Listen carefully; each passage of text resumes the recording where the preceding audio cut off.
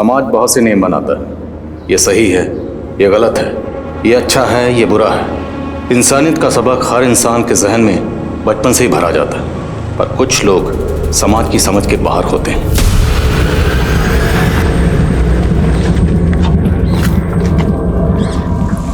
Ma'am, tyre puncture हो गया। यहाँ तो आसपास मैकेनिक भी नहीं मिलेगा रतन। देखता हूँ, मैं कुछ करता हूँ।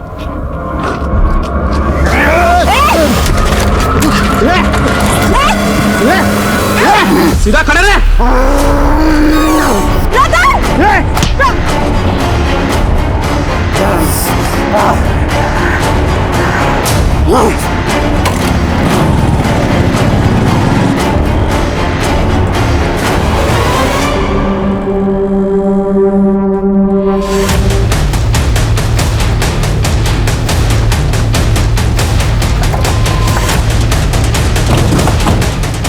पवन, तुम छत पे जाओ, पाड़े दरवाजे पर रहो।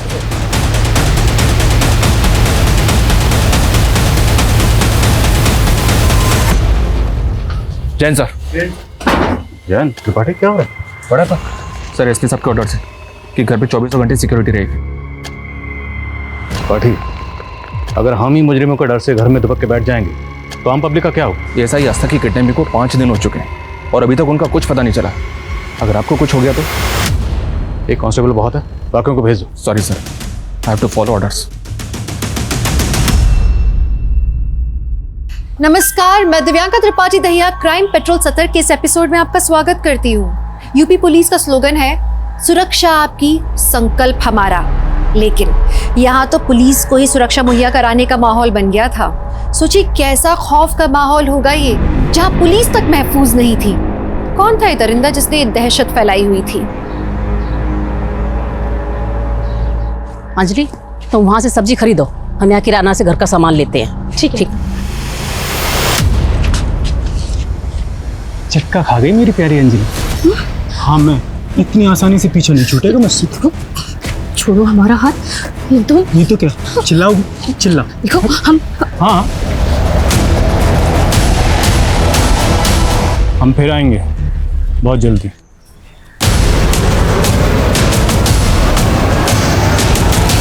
बताना कौन था वो? बोलती काहे नहीं? वहां तो बड़ा हाथ पे हाथ पकड़े खड़ी थी उसका। मम्मी, हमने हाथ नहीं पकड़ा था, वो प्रदीप था, हमारा पहला पति। पति? हमारी तो किस्मत ही फूट गई। एक तो उम्र से बड़ी औरत से अपने बेटे की शादी करा दी, ऊपर से पति भी आता उनका। अब समझ में आ रहा है माँ कि रोज मंदिर किस भगवान के दर्शन के लिए जाती थी। नहीं विजय, ऐसा नहीं है। हमने खुद उसे इतने सालों बाद देखा। अरे हम खुद चौंके थे उसे चौंक गए देखकर। थे? क्या पुराने आशिक को देख के पुराने दिन याद आ गए? विजय, बहुत हो गया। हमारी पहली शादी, हमारा पहला पति, सब कुछ बताया आप लोगों को, कुछ नहीं छुपाया आपसे। और जरूरत आप लोगों को थी। हमारे पापा ने आपकी मदद की थी, पर आप लोगों ने हमारी कद्र नहीं समझी। हमें भी नहीं रहना ऐसे मतलबी लोगों के साथ। जा रहे हैं हम विजय अपने घर। बुद्धि खोड़ी लाल लगान, खाए चना और बोले बादाम। अंजलि बेटा, एक बार और सोच। नहीं पापा, अब हम विजय के पास नहीं जाना चाहते। अब हमसे और सहन नहीं होता है पापा। बेटा, सहना तो तुझे यहाँ भी पड़ेगा। तू तो अपने भाई भाभी को जानती है ना। अब ये दोनों बिजनेस भी संभाल रहे हैं। अब हम में ताकत नहीं है अपनों से लड़ने की। पर पापा, क्या हमारे इस घर पे कोई हक नहीं है? बेटा, ये 30 लाख की एफडी है, ये मैंने तेरे लिए बनवाई थी। बेटा, किसी को बताना मत। ये एफडी 1 साल में मैच्योर भी हो जाएगी। बेटा, तब तक एक कोशिश करके देख ले, शायद विजय का दिल तू जीत पाए।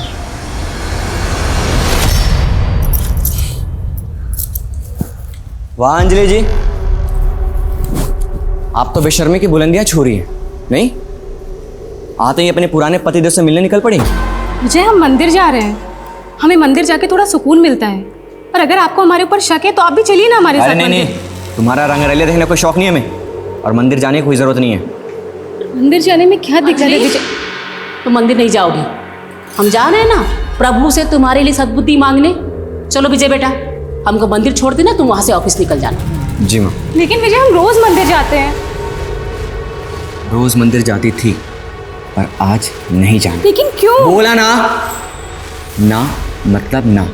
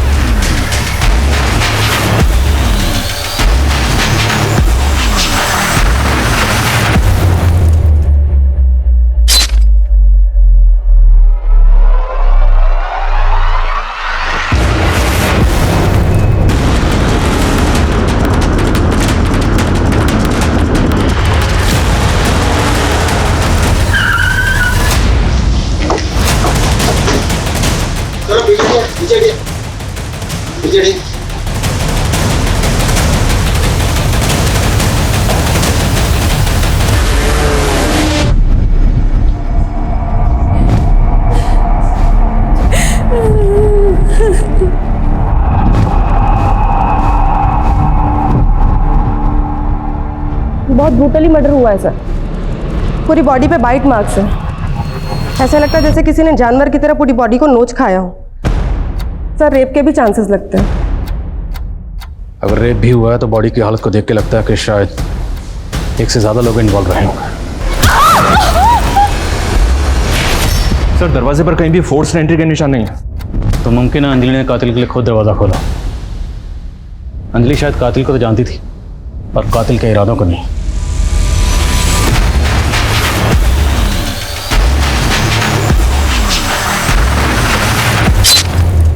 अलमारी में कुछ भी कीमती चीजें नहीं सर। अंजलि की सास ने भी कंफर्म किया है कि अलमारी से गहने और पैसे चुराए गए।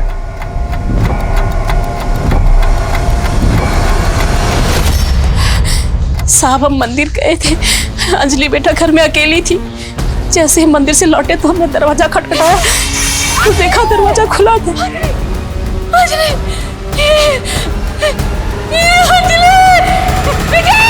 अंजलि की हालत देख के हमारा सर चकरा गया था साहब। हमने फौरन अपने बेटे विजय को बुलाया साहब। आप लोगों में से किसी ने घर के अंदर आते जाते किसी को देखा था? नहीं साहब, हमारे घर का दरवाजा तो बाहर से किसी ने बंद कर दिया था। सर हमारा भी। तो आप लोग बाहर कैसे? हमारे घर का दरवाजा तो विजय ने खोला। हाँ साहब। हाँ सर हम लाश को देख के बहुत डर गए थे सर, इसलिए सर हम बाहर मदद के लिए आए थे, पर कुछ दिखा ही नहीं सर। पड़ोसी से बहुत आवाजें आ रही थी सर, इसलिए मैंने जाकर दरवाजा खोल दिया। घर में घुसने से पहले पड़ोसी की कुंडी बंद की गई। मतलब जो भी किया गया बड़ी प्लानिंग से किया गया। पिछले दिनों आपने किसी ऐसे अनजान आदमी को यहाँ पर देखा जिसको देखकर आपको कुछ अजीब लगा?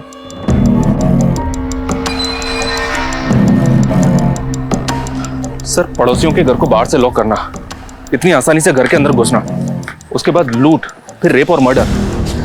ऐसा लग रहा है कि शायद मेन मोटिव लूट का नहीं बल्कि दुश्मनी का था। अगर कातिल का मकसद दुश्मनी निकालना था तो सवाल यह है कि दुश्मनी किससे निकालेगी? अंजलि से या अंजलि को मारकर उसके परिवार से? सर आसपास कोई सीसीटीवी नहीं है। पूरा घर छान मारा पर कोई मर्डर वेपन नहीं है। कौन लोग थे, कहाँ से आए, कहाँ गए, किसी ने नहीं देखा। अंजलि और विजय का बैकग्राउंड खंगालो और बॉडी को पोस्टमार्टम के लिए भिजवाओ। Okay sir.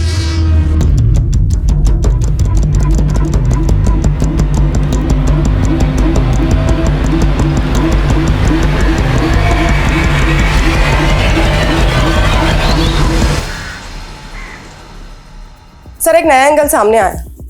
अंजलि के पति का एक ड्राइवर है दीनाराम। विजय ने सुबह 5 लाख रुपए लेकर दीनाराम को अपने घर भेजा था, लेकिन सर वो गाड़ी और पैसे दोनों लेकर फरार है।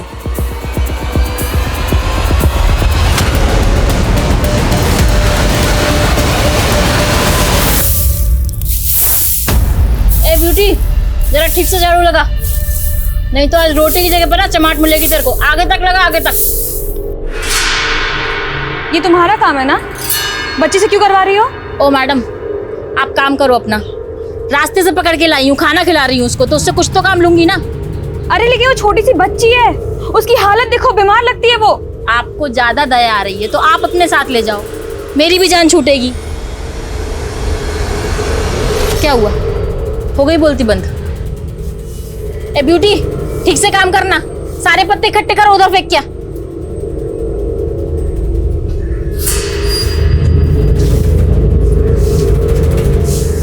बेटा डरो मत, मेरे साथ चलोगी? ये दीनाराम है सर, विजय का ड्राइवर। तो ये कौन है? ये दुलारी है, अंजलि के घर में काम करती थी। कल शाम को सब्जी लेने बाजार गई थी, उसके बाद से घर लौटी नहीं। तो क्या इस कांड के पीछे इन दोनों का हाथ हो सकता है? पूरे चांसेस हैं सर। ये दीनाराम जिस घर में रहता था, उसके मकान मालिक से बात की मैंने। उसने बताया कि दीनाराम ने 2 दिन पहले घर छोड़ दिया था। मतलब सब कुछ वेल प्लान तरीके से किया गया।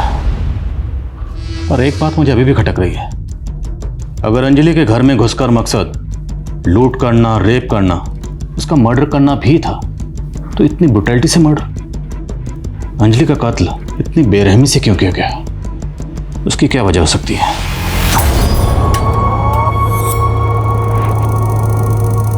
हमारी गलती थी। अंजलि तो वापस जाना नहीं चाहती, हमने ही उसे वापस भेजा। काश हम उसे मना कर देते।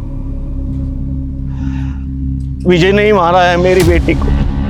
देखिए, हम पूछताछ कर रहे हैं, जो भी गुनहगार होंगे उन्हें सजा जरूर मिलेगी। अंजलि की किस्मत ही खराब थी, उसका पहला पति भी बहुत ही कमीना निकला, और दूसरा पहला पति प्रदीप बहुत ही कमीना आदमी है वो। चक्का खा गई मेरी प्यारी अंजलि। प्रदीप बहुत ही मारता था मेरी बेटी को, बड़ी मुश्किल से उससे छुटकारा दिलवाया था, लेकिन ये विजय उससे भी बड़ा कमीना निकला, बहुत ही गिरा हुआ था सर। तो विजय और अंजलि की शादी कैसे हुई? I mean, अंजलि पहले से शादीशुदा थी और विजय से उम्र में भी काफी बड़ी थी। विजय हमारे साथ बिजनेस करता था और उसे हमें 8 लाख रुपया देने थे, तो इसी सिलसिले में वो हमारे घर पर आता था और अंजलि को देखता था, और उसे अंजलि पसंद आ गई। उसने शादी की बात छेड़ी और हमने हाँ कर दी। लेकिन साहब, हमने उसे अंजलि की पहली शादी के बारे में सब कुछ बता दिया था और वो मान गया था। उसकी अच्छाई को देखकर हमने वो 8 लाख रुपए भी माफ कर दिए थे साहब। लेकिन साहब, इतना सब कुछ करने के बाद भी उसने मेरी बेटी के साथ। आओ, तुम यहाँ आराम से बैठो, मैं पानी लेकर आती हूँ, ठीक? अरे नीचे क्यों बैठ रही हो? ऊपर आराम से बैठो।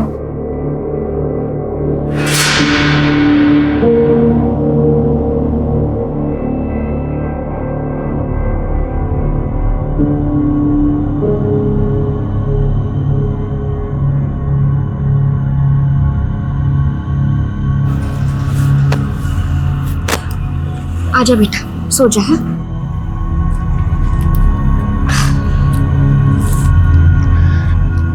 माँ, ये बहुत चुभ रहा है।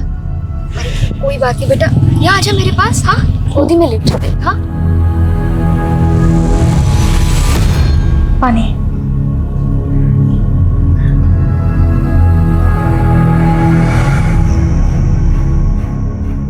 तुम्हें अच्छा लगा मेरा घर? तुम्हारा घर कहाँ है? तुम्हारे मम्मी पापा? मेरे मम्मी पापा मर गए।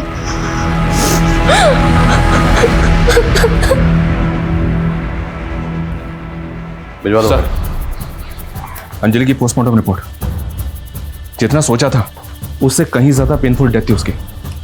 रिपोर्ट के मुताबिक उसके गले को इतना धीरे धीरे इंच इंच करके काटा गया कि उसके फेफड़ों में खून जमा हो गया। मतलब लूट और रेप सिर्फ एक डायवर्जन था, असली मकसद दुश्मनी निकालना ही था। पूरी फैमिली की डिटेल्स निकलो।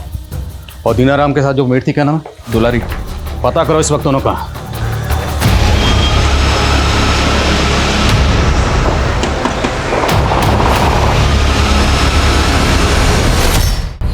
इस विजय की डिटेल्स निकलो और प्रदीप का पता करो।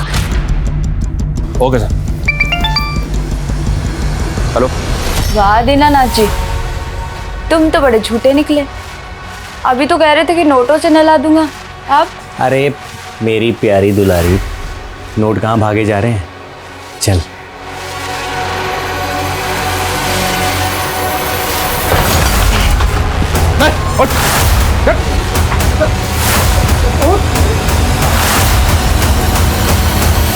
चेक कर सर।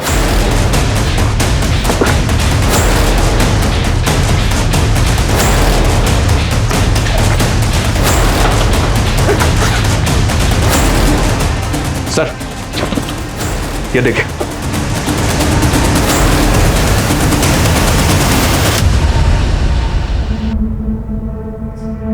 ब्यूटी, ब्यूटी छोड़ो उसे, छोड़ो। कितनी बार कहा है ना, ये सब काम तुम्हारे लिए नहीं है। पर घर पर भी मैं मेरी माँ की मदद करती थी, और आप भी तो मेरी। रुक क्यों गई? तुम मेरे लिए मेरी बेटी जैसी ही हो। माँ की याद आती है? तुम मुझे बताओ कि तुम्हारी माँ कैसी थी? चल किराया निकाल। साहब आज तो मेरे पास पैसे नहीं है, मैं अगले हफ्ते खुद आके आपको सारे पैसे लौटा देती हूँ। हाँ अगले हफ्ते नहीं, मेरे को कल पैसे चाहिए। तेरी बेटी को लेके जा रहा हूँ। क्या है? पैसा देके ना, इसको लेके जाना। मेरी बच्ची को छोड़ दो साहब, मेरी बच्ची को छोड़ दो ना। मैं आपको पैसे लाकर देती हूँ साहब, मुझे माफ करिए, पैसे मेरी बच्ची का।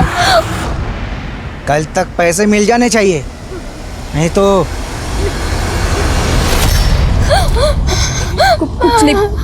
कुछ नहीं बेटा, शांत हो जा बेटा, मेरी माँ है ना। छोटी सी उम्र में कितना कुछ देख लिया तुमने, लेकिन अब तो फिक्र मत कर, मैं हूं ना, मैं तेरा ख्याल रखूंगी, बिल्कुल तेरी माँ जैसा। माँ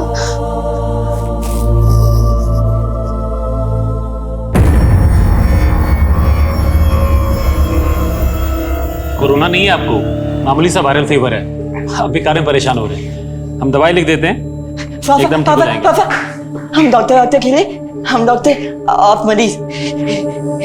बेटा सौहार्द, पापा अभी असली मरीज को देख रहे हैं, थोड़ी देर जाके मनीष चाचू के साथ खेलो ना। पापा डॉक्टर खेलते ना पापा। पापा मनीष। डॉक्टर। अरे मनीष जी भैया। इसको जरा अंदर ले जाओ ना। अरे सौहार्द, चलो हम खेलते हैं तुम्हारे साथ डॉक्टर। नहीं चाचू, आप डॉक्टर कैसे कह सकते हैं? डॉक्टर तो पापा है, पापा खेलेंगे ना पापा। डॉक्टर अच्छा चलो, ये डॉक्टर हम लोग डॉक्टर नहीं, लुका छिपी खेलेंगे। तुमको पसंद है ना? पापा 100 तक गिनती गिनेंगे, तुम कहीं जाके छिप जाओ, ठीक? हम कबड़ में छुपेंगे, आप हमें कभी नहीं पकड़ पाएंगे। डॉक्टर हाँ, चलो। सर बता दे सर, बता दो सर। सर वो हम दुलारी से बहुत प्यार करते हैं। सर वो शादीशुदा है, लेकिन अपने पति से परेशान थी, और सर मैं पैसों की किल्लत से, इसलिए सर सोचा कि अगर पैसों का कहीं से जुगाड़ हो जाए तो हम दुलारी को लेकर कहीं दूर चले जाएंगे। इसलिए जब विजय बाबू ने हमें 5 लाख रुपए दिए तो हमें लगा कि यही सही मौका है। मौका देखकर तूने अंजलि का पहले रेप किया और फिर मर्डर किया। ऐसा मत बोलिए साहब, हम तो दीनाराम से प्यार करते हैं, इसलिए उसके साथ चले आए। हमने किसी को नहीं मारा, और दीनाराम ने भी किसी को नहीं मारा होगा। ये दीनाराम ये तो कबूल कर रहा है कि उसके घर से जो कैश रिकवर हुआ वो वही कैश है जो विजय ने उसे दिया था, लेकिन इस बात से साफ मना कर रहा है कि अंजलि के कत्ल और रेप से उसका कोई ताल्लुक है। दुलारी भी यही कह रही है सर। लेकिन अगर इन दोनों ने कुछ नहीं किया तो फिर किसने किया? अंजलि के घर से 50,000 कैश और तकरीबन 8 लाख की ज्वेलरी चोरी हुई थी। तो जिसने भी ये कांड किया है कैश तो उड़ा दिया होगा, पर गहने वो अभी तक संभाल के रखे होंगे। मामला ठंडा होने का इंतजार रहा होगा, लेकिन गहने बेचे जरूर जाएंगे। शहर के जितने भी ज्वेलर्स हैं सब जगह अपने आदमी तैनात करो। Okay sir. सुहाद्या, सुहाद्या, सुहाद्या, कहाँ है बेटा? सुहाद्या, अरे ये लड़का कहाँ चला गया? जयंती भाभी, मैंने सुहाद्या को हर जगह देखा पर वो कहीं नहीं दिख रहा है। क्या? सुहाद्या, सुहाद्या, सुहाद्या, सुहाद्या। अरे क्या हुआ? इतना शोर क्यों मचा रहे हो तुम लोग? अरे सुहाद्या कहीं मिल नहीं रहा, पता नहीं कहाँ छुप गया है। अभी 1-2 घंटे पहले तो मेरे साथ वो लुका छिपी। हम कबर्ड में आके छिपेंगे, आप हमें कभी नहीं पकड़ पाएंगे। कबोर्ड।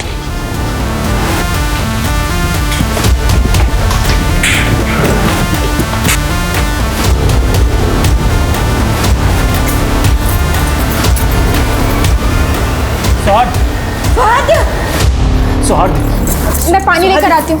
सुहाद्या, बेटा आंखें को बेटा जीत गया पापा, जीत गया।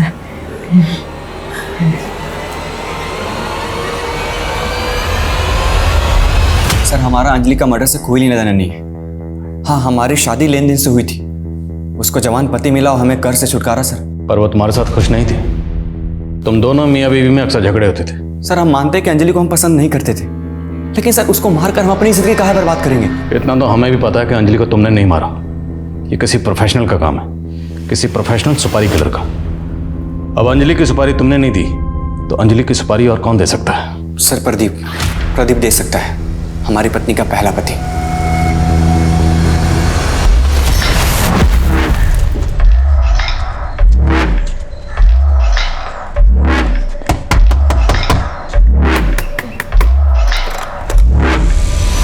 जी दीदी, 2 दिन से बच्चे भूखे हैं, बहुत भूख लगी है दीदी, खाने को कुछ मिलेगा?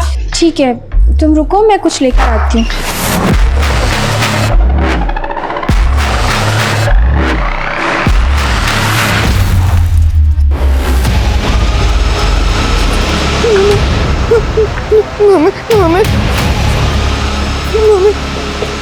सोहाग, ये चोट कैसे लगी बेटा? चोट में ये खून कैसे लगा? बोलो बेटा।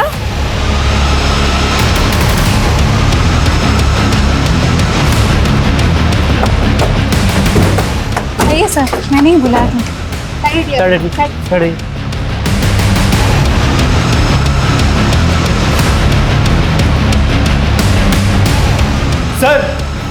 सर यहाँ पे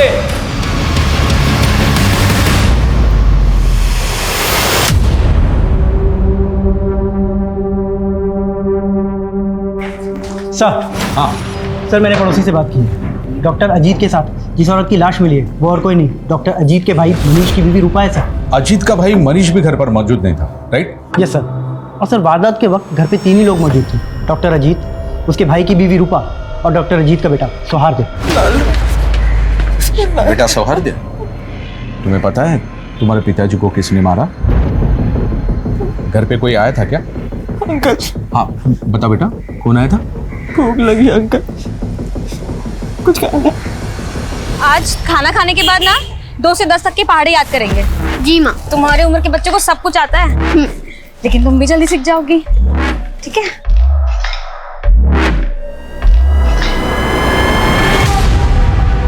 हाँ बेटा, अब बताओगे क्या देखा तुमने? हम पापा और रूपा चाची लुका छुपी खेल रहे थे। हाँ। फिर हम छुप गए ऊपर कबर्ड में।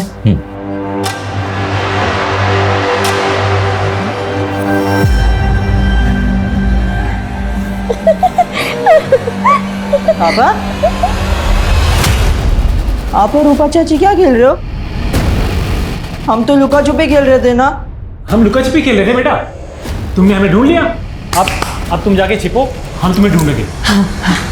फिर हम वापस वही कबर्ड में आके छुप गए। तो थोड़ी देर बाद आवाज आई तो देखे रूपा चाची और 4 अंकल वो पापा वाला गेम खेल रहे थे, और एक आंटी भी थी।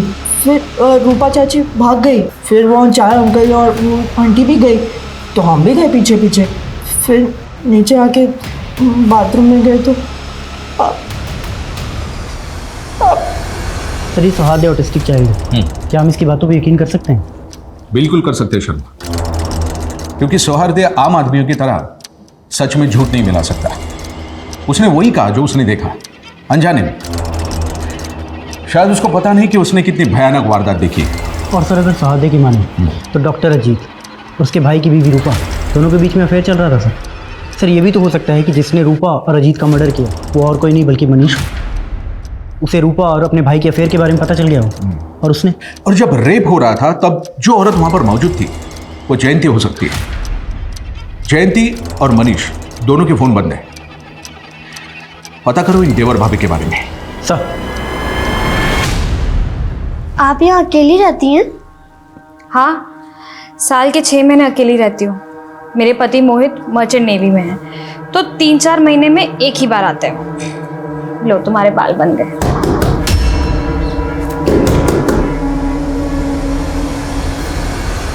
बेटा कुछ खाने को दे दो, बहुत भूख लगी है। हाँ लेकर आती हूँ। भगवान तुम्हारा भला करे।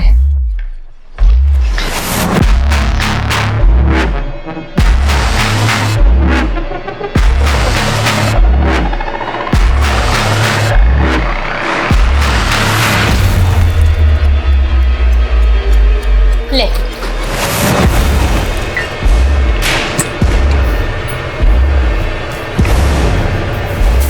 चलो जाओ यहाँ से। ब्यूटी, ये क्या किया तुमने? हाँ, पानी क्यों फेंका उन पे? ऐसे नहीं करते बेटा। उनको भूख लगी थी ना, अब ये खाना उनको देना और उनसे सॉरी कहना। सॉरी। भगवान आपकी बेटी का भला करे। खुश रहो बेटा, खुश रहो। तुम्हारी बीवी और तुम्हारे भाई के बीच अफेयर चल रहा, ये बात पता थी ना तुमको? क्या बकवास कर रहे हैं सर आप? ये सब झूठ है। रूपा और अजीत भैया के बीच एक पवित्र रिश्ता था, जैसे तुम्हारा और तुम्हारे भाभी के बीच में। बताओ कहाँ है तुम्हारे क्राइम पार्टनर, तुम्हारी भाभी जयंती? बताओ। ना हमने कोई क्राइम किया है ना जयंती भाभी ने, वो तो अपने मायके गई हुई है। हाँ सर, हम अपने मायके गए हुए थे। आपके देवर मनीष का कहना है कि आपके पति और आपकी देवरानी रूपा के बीच कोई गलत संबंध नहीं थे। झूठ बोल रहे हैं सर, मनीष भाई साहब को सब पता था। दरअसल रूपा और अजीत के रिश्ते को उन्होंने ही बढ़ावा दिया था। क्या? दरअसल मनीष भाई साहब कुछ कमाते नहीं थे, सारी जिम्मेदारी हमारे पति पर थी। उनके टुकड़ों पर पल रहे थे, इसलिए मनीष भाई साहब अपनी बीवी रूपा को हमारे पति अजीत के पास भेजते थे। और आप ये सब सह रही थी? और कोई चारा भी तो नहीं था सर, क्या करते? हमारे बेटे की कंडीशन तो आप जानते हैं ना, उसकी दवाइयाँ, उसके भविष्य के बारे में हम नहीं सोचते तो और कौन सोचता। पर कुछ वक्त से अजीत ने अपनी बेशर्मी की सारी हदें पार कर दी। जो हरकतें वो बंद कमरे में करता था वो खुलेआम होने लगी। बस हमारा सब्र खत्म हो गया, इसलिए हम अपने मायके चले गए। सर, हमने अजीत और रूपा को नहीं मारा है, हम सच कह रहे, हम अपने बच्चे की कसम खा के कहते हैं। अंजलि के केस में पुलिस गोल गोल घूम रही थी, वहीं अजीत और रूपा के मर्डर केस में हैरान करने वाले खुलासे हो रहे थे। क्या इन दोनों केसेस के आपस में तार जुड़े हुए थे? वक्त तेजी से गुजर रहा था और पुलिस पर दबाव बनता जा रहा था। अब जरूरी था कि पुलिस कोई नए तरीके आजमाए। सर, सभी ज्वेलर्स को अलर्ट पे रखा है, लेकिन अभी तक कोई भी ज्वेलरी बेचने आया नहीं है। तो शायद हमें अपना तरीका बदलना पड़ेगा। अभी तक हम ज्वेलर शॉप पे फोकस कर रहे हैं, जबकि काले धंधे अक्सर रात के काले अंधेरों में किए जाते हैं। एक काम करो, जितने भी लोग इस तरह के गहने बेचने और खरीदने के सस्पेक्ट हैं, सबकी लिस्टिंग करो, सबके घरों के बाहर सिविल ड्रेस में अपने आदमी तैनात करो, नजर रखवाओ दिन रात। Okay sir.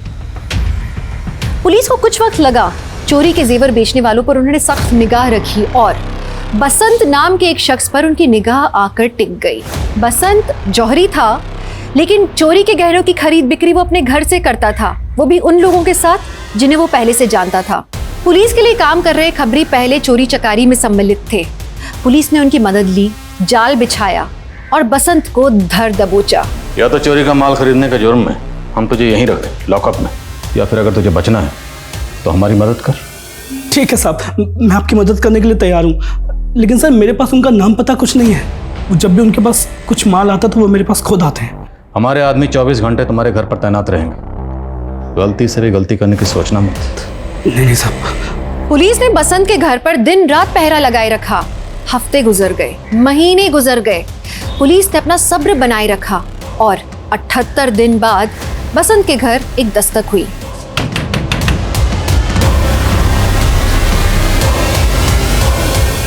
बसंत भाई से मिलना। अरे कौन है साहब, कौन है? विशाल चेक करो थाला।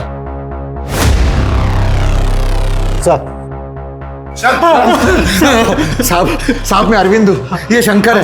साहब वो जेवरात हमें रास्ते में पड़े मिले थे, चोरी नहीं किए। उनको बसंत भाई के पास बेचने के लिए ले जा रहे थे, चोरी नहीं की साहब हमने। आपको लगता है कि इस उम्र में हम चोरी चकारी करेंगे? हम मामूली से इंसान है साहब, एक टोकरी चाकरी करने वाले। वो गहने नीचे पड़े दिखे ना तो लालच आ गया साहब और चले गए बसंत भाई के पास। तुम लोग नौकरी पेशे वाले मामूली लोग हो ना, तो चोरी चकारी का माल खरीदने वाले बसंत को कैसे जानते हो? वो क्या? जब तक सच ना बोले मरम्मत चालू रखो। चोरी नहीं की साहब, गहने तो। और कौन कौन शामिल है तुम्हारे ग्रोह में? बोल दो, छोड़ दूंगा। छोड़ दीजिए साहब, डर लग रही है साहब, मर जाऊं मैं साहब। चोरी नहीं। तुम तो बहुत अच्छा मसाज करती हो, कहाँ से सीखा? मासी से। मासी की वजह से ही मैं जिंदा हूँ।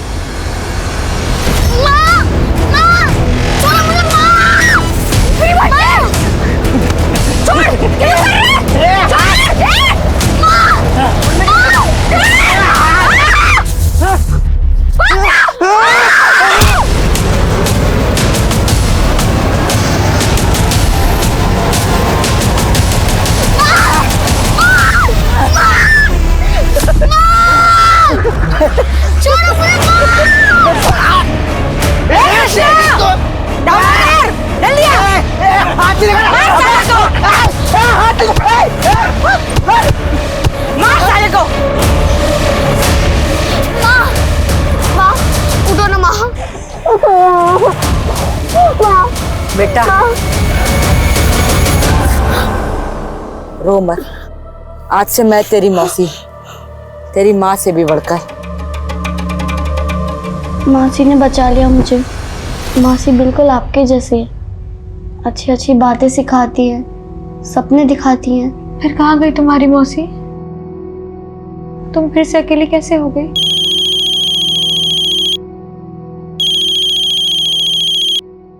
हेलो, हाँ मोहित, हाँ मैं ठीक हूँ। आप कैसे हैं? हाँ, आप कब तक आएंगे?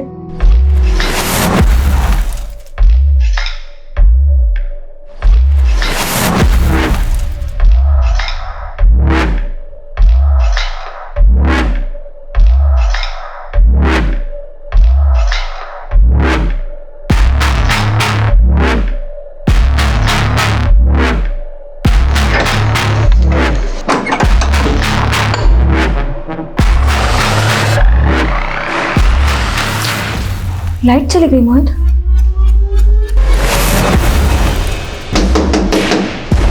एक सेकंड माँ, मैं देख के आती हूँ।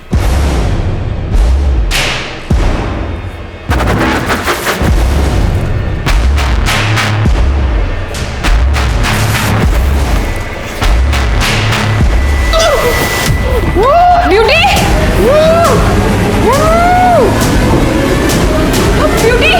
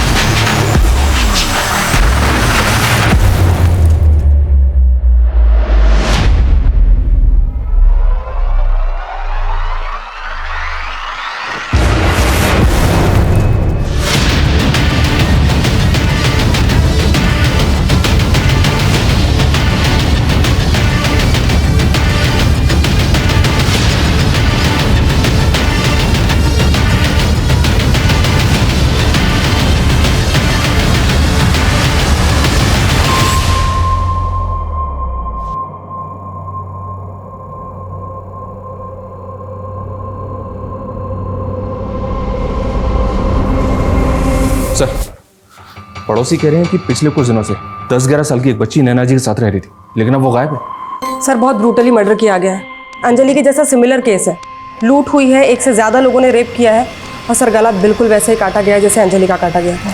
और सर, इनके पड़ोसियों के घर को भी बिल्कुल वैसे ही लॉक किया गया है जैसे मर्डर वाले दिन अंजलि के पड़ोसियों के घर को किया गया था। अंजलि के केस को अभी तक हम पर्सनल वेंडेटा का केस समझ रहे थे, बट आई थिंक ये दोनों केसेस पर्सनल नहीं, किसी प्रोफेशनल ग्रुप का काम है।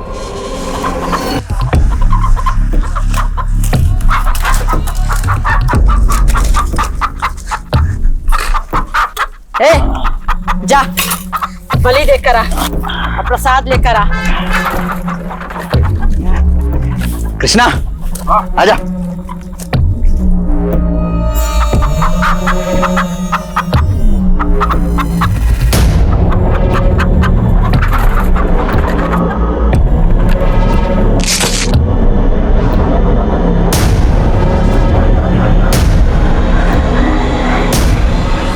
लो अम्मा।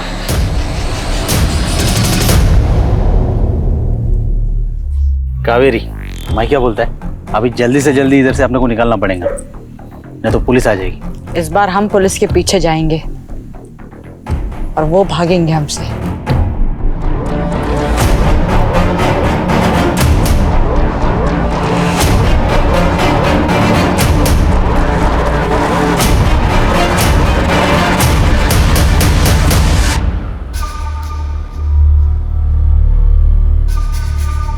अरे आस्था मैडम, आप थाने जा रही हैं? हाँ, ऑटो का वेट कर रही थी। अरे मैं भी थाने जा रहा हूँ, आइए ना, छोड़ता हूँ मैं आपको। Thank you. बैठिए।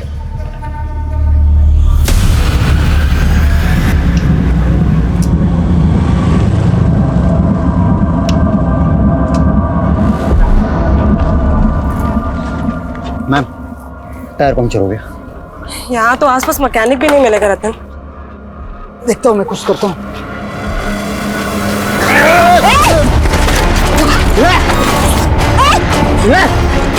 सीधा खड़े रहे। अब ये काकी को कैसे खाक में मिला दो तुम लोग।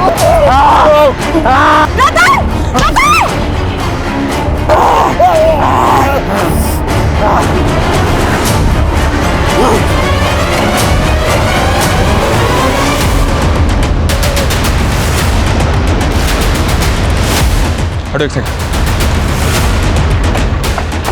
आइए सर, यहाँ पे। हटो हटो, सामने से हटो। ये देखिए सर,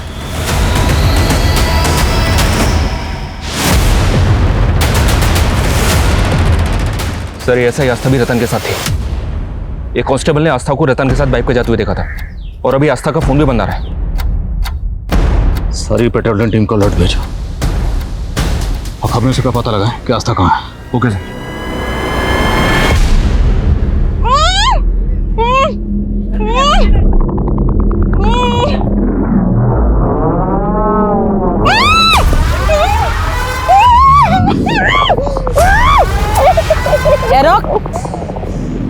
रुका ही तो नहीं जाता। ऐसी कड़क औरत कहाँ रोज रोज मिलती है। बकवास बंद कर, बाहर आ।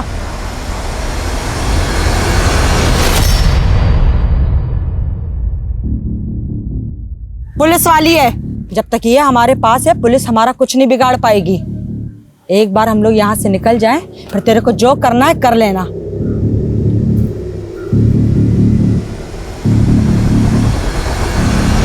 सर हमारी खबरों से भी पता नहीं चल रहा है कि एसआई आस्था इस वक्त कहाँ पर है और किस हालत में है। और ये अरविंद और शंकर, इन दोनों को 24 घंटे से भूखा रखा है। इनकी पिटाई भी किया सर, लेकिन दोनों अब भी एक ही बात बोल रहे हैं कि वो निर्दोष हैं। त्रिपाठी, मैं ये कुछ पुराने केसेस देख रहा था। इसमें साउथ का गैंग है पांडुपाल्या, जो लोगों के घर में घुसकर रेप करता है, मर्डर करता है और चोरी चकारी करता है। इस गैंग के बारे में मैंने भी सुना है। ये साउथ के कोई आदिवासी या बंजारी लोग हैं, लेकिन सर ये लोग अभी तक नॉर्थ इंडिया में एक्टिव नहीं हुए। हाँ, बट इनकी जो मोडस ऑपरेंडी है वो सेम है जैसे हमारे यहाँ हो रहा है।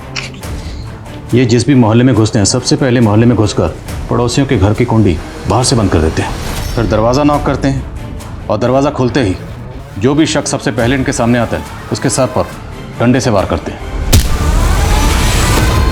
ये विक्टिम का गला धीरे धीरे काटते हैं और विक्टिम के चीखने की, कराहने की आवाज़ सुनते हैं। और ये लोग पूर्णिमा को शुभ मानते हैं। और ये पूरी लूटपाट करने के बाद लूटपाट का जो माल है उसे बेचने के लिए गिरोह के यंग लोग नहीं बल्कि बुजुर्ग लोग जाते हैं ताकि किसी को अरविंद और शंकर की रिमांड कब खत्म हो रही? 10 दिन बाद सर। और पूर्णिमा कब? 4 दिन बाद। अरविंद और शंकर से कहो कि 10 दिन से पहले हम उन्हें छोड़ने वाले नहीं। Okay sir. त्रिपाठी सर।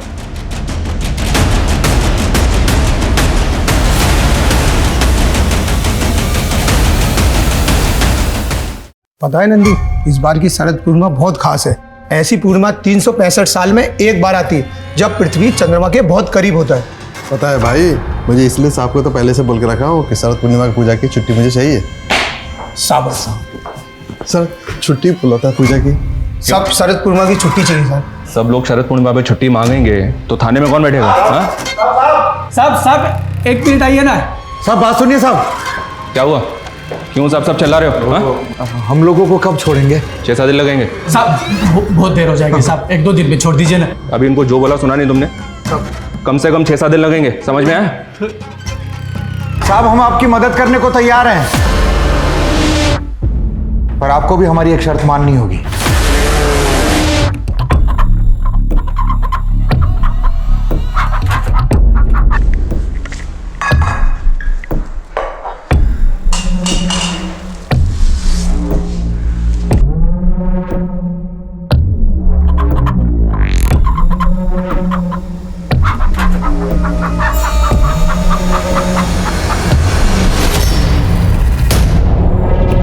तो दिन बढ़िया है।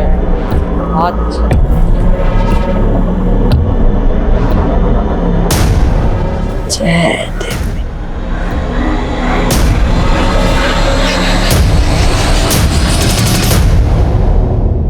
सारा पी जाएगा क्या?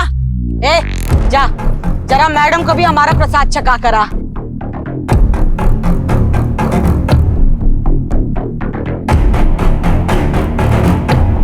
ये ले, पी, प्रसाद है। पी। शुक्रिया साहब। पूर्णिमा के दिन मुर्गा न खाया ऐसा आज तक कभी नहीं हुआ। आज आपके वजह से हमारी परंपरा टूटने से बच गई। हमारे लिए हमारी परंपरा से बढ़कर कुछ भी नहीं साहब। हम अपने गिरोह से गद्दारी तो नहीं कर सकते, लेकिन आज आपने जो हम पर एहसान किया है उसे चुकाने के लिए हम कुछ भी करने के लिए तैयार हैं। हाँ साहब, हम बता सकते हैं पांडुपलिया गैंग तक कैसे पहुंचा जाए। तुम लोग जानते हैं इस वक्त वो कहाँ? नहीं साहब, हमारा तो काम सिर्फ जेवरात को बेचना है, लेकिन हम मज्जारों का गैंग किन किन जगहों पर कितनी देर के लिए रुकता है ये हम आपको बता सकते हैं। किन किन जगहों पर?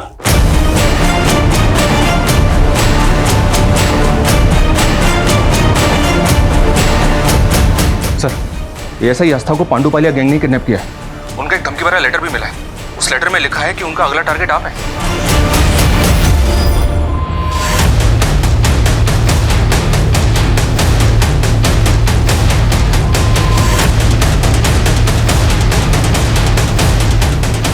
जैन सर। जैन त्रिपाठी क्या हो रहा है? बड़ा था सर, एसपी साहब के ऑर्डर से आपके घर पे 24 घंटे सिक्योरिटी रहेगी।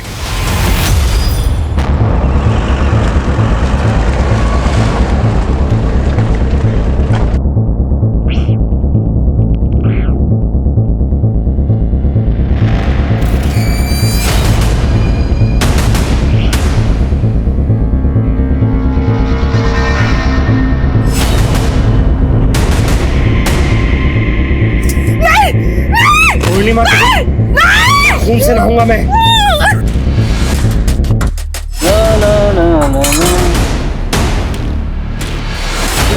मदन भाग, पुलिस!